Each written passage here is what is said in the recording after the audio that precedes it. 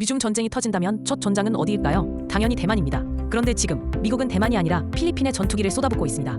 필리핀을 전진기지 삼아 중국을 정조준하고 있는 겁니다. 가라앉지 않는 항공모함이라 불리는 필리핀. 미국이 주목하는 이유와 필리핀과 중국의 갈등. 지금부터 살펴보겠습니다. 중국과 필리핀의 갈등이 다시 남중국해에서 불붙고 있습니다.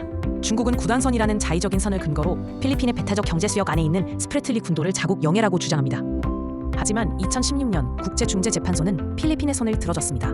그럼에도 중국은 판결을 인정하지 않고 군도에 인공섬과 군사기지를 조성해왔습니다. 하지만 미국이 필리핀에서 철수했기 때문에 필리핀은 중국의 군사 확장에 속수무책이었습니다. 기차 세계대전 이후 필리핀은 미군이 대규모로 주둔하던 핵심 기지였습니다. 하지만 1990년대 필리핀 정부가 기지 사용료를 크게 인상하려 하면서 협상이 결렬됐고 결국 미군은 철수하게 됩니다. 이후 두테르테 대통령은 반미 친중 외교를 펼치며 중국에 가까워졌습니다. 그러다 2022년 마르코스 대통령이 취임하며 외교 노선은 다시 친미로 선회합니다. 마르코스는 2023년 미군의 필리핀 내 군사기지 4곳을 추가로 개방하며 협력을 강화합니다. 왜 미국은 다시 필리핀에 주목할까요? 군사적으로 필리핀은 일본 오키나와보다 대만에 더 가까운 위치에 있습니다. 중국이 대만을 침공하면 필리핀은 미군이 가장 빠르게 작전을 펼칠 수 있는 전진기지입니다. 그래서 대만과 가장 가까운 불침 항모, 즉 가라앉지 않는 항공모함이라 불리며 전략적 가치가 부각되고 있습니다. 실제로 미중 간 대만 전쟁을 가정한 워게임에서도 미군의 승률을 높이는 핵심 거점으로 분석됐습니다.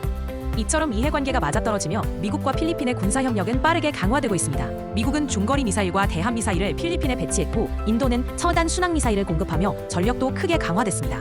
하지만 필리핀 내부는 순탄하지 않습니다. 현재 필리핀 정치는 친미 성향의 마르코스 가문과 친중 성향의 두테르테 가문이 경쟁하고 있습니다.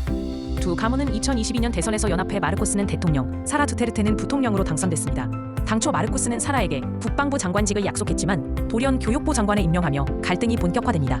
이후 사라는 대통령 암살을 암시하는 발언으로 전국을 뒤흔들었고 탄핵 절차에 직면하게 됩니다. 아버지 두테르테 전 대통령 역시 재임 중 비인권적 살상 혐의로 국제재판소에 수감돼 있습니다. 전국은 마르코스가 주도하는 듯했지만 2025년 총선에서 두테르테 진영이 상원 의석을 대거 확보하며 반전이 일어납니다. 결국 탄핵안은 상원에서 제동이 걸렸고 필리핀의 친미 노선에도 균열이 생기기 시작했습니다. 이로 인해 미국은 필리핀에 대한 군사 지원에 점차 신중한 태도를 보이고 있습니다. 당초 미국은 필리핀에 F-16 전투기 20대를 판매하려 했지만 최신 기종 제공은 일단 보류됐습니다. 이 여파는 한국에도 영향을 미치고 있습니다. 미국은 신형 F-16을 일본, 한국, 알래스카, 필리핀 순으로 밀어내듯 재배치할 예정인데요. 이렇게 되면 필리핀은 우선 구형 기체가 먼저 제공되고 이 과정에서 주한미군의 전투기도 상위 기종으로 교체되는 효과가 있습니다. 지금 필리핀은 다시 중국 견제의 핵심 거점으로 떠오르고 있습니다. 하지만 정치적으로는 언제든 친중 정권이 돌아올 수 있다는 불안 요인을 안고 있죠. 앞으로 필리핀 정국이 어떻게 흘러갈지 지켜보는 게 중요해 보입니다. 시청해주셔서 감사합니다. 내일도 새로운 시각의 소식 전해드리겠습니다.